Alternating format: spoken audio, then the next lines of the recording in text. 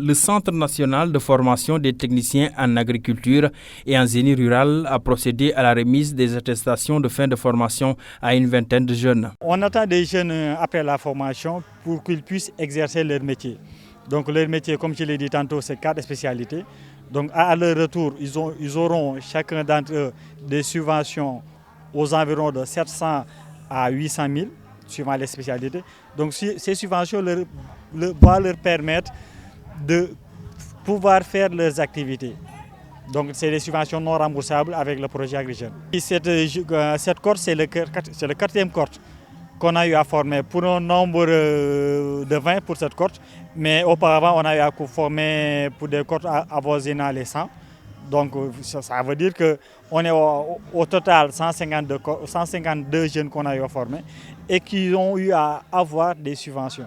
Leurs subventions donc, vont leur permettre éventuellement de développer leurs activités.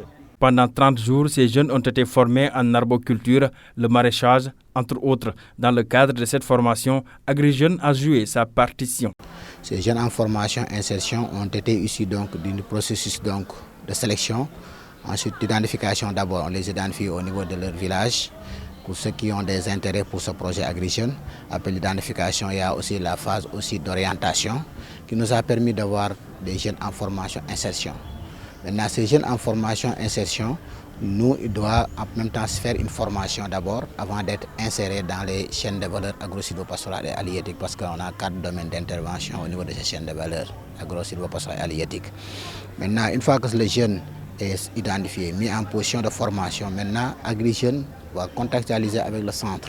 Souleymane Diédhiou vient de Baïla, dans le département de Bignona, pour bénéficier de cette formation. L'aviculture est sa spécialité. Il se réjouit de cette opportunité. C'est ici que j'ai connu beaucoup de bases. Il y a beaucoup de normes que j'ai appris ici, que j'ai découvert ici, que j'ignorais dans le passé. Et je pense que ces connaissances vont me permettre d'améliorer et de pouvoir peut-être réduire les pertes.